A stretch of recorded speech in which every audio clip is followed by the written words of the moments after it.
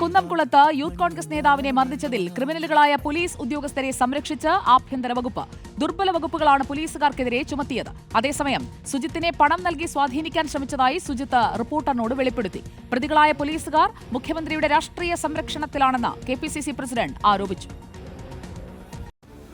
പോലീസിനെതിരെ ചുമത്തിയത് ദുർബല വകുപ്പുകളാണെന്ന വിവരങ്ങളാണ് പുറത്തുവരുന്നത്. ലോക്കപ്പ് മർദ്ദന ദൃശ്യങ്ങൾ പുറത്തു വന്നിട്ടും ചുമത്തിയത് കുറഞ്ഞ ശിക്ഷ ലഭിക്കാനുള്ള വകുപ്പുകൾ മാത്രം. ഒരേ കുറ്റത്തിന് 2 ശിക്ഷ പാടില്ലെന്ന നിയമോപദേശത്തിന്റെ മറവിലാണ് പോലീസിന്റെ ദുരൂഹ നീക്കം. 4 പോലീസുകാരുടെയും പ്രൊമോഷൻ 3 വർഷത്തേക്ക് തടഞ്ഞു. ഇൻക്രിമെന്റ് 2 വർഷത്തേക്ക് തടഞ്ഞു. തുടർ നടപടി കോടതി നിർദ്ദേശിക്കട്ടെ എന്ന നിലപാടിലായിരുന്നു പോലീസ്. അതേസമയം സുജിത്തിന് ലക്ഷങ്ങൾ വാഗ്ദാനം നൽകി സ്വാധീനിക്കാൻ ശ്രമിച്ചു എന്ന വെളിപ്പെടുത്തലും സുജിത്ത് റിപ്പോർട്ടറിനോട് നടത്തി. ഏത് രീതിയിൽ സെറ്റിൽമെന്റ് തയ്യാറാവണമെന്നൊക്കെ നമ്മളോട് ചോദ്യം ഉണ്ടായിരുന്നു.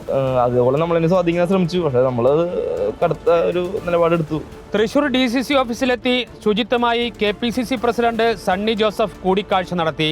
പോലീസിനെതിരെ സമരം ശക്തമാക്കാനാണ് കോൺഗ്രസിന്റെ തീരുമാനം. ഈ മാസം 10-ന് മുഴുവൻ പോലീസ് സ്റ്റേഷനുകളിലേക്കും കോൺഗ്രസ് മാർച്ച് നടത്തും. പോലീസുകാർക്കെതിരെ ക്രിമിനൽ കേസെടുക്കുകയും സുജിത്തിന് നഷ്ടപരിഹാരം നൽകുകയും വേണമെന്ന് സണ്ണി ജോസഫ് ആവശ്യപ്പെട്ടു. ഈ കേസിലെ പ്രതികളായിട്ടുള്ള പോലീസ് ഉദ്യോഗസ്ഥന്മാർ സർവീസിൽ നിന്ന് പിരിച്ചുവിടണം. ശാരീരികവും മാനസികവുമായ പീഡനങ്ങൾക്ക് അതിന്റെ നഷ്ടപരിഹാരം സുജിത്തിന് നൽകാൻ സർക്കാരിന് ഉത്തരവാദിത്വമുണ്ട്. റിപ്പോർട്ടർ, തൃശൂർ.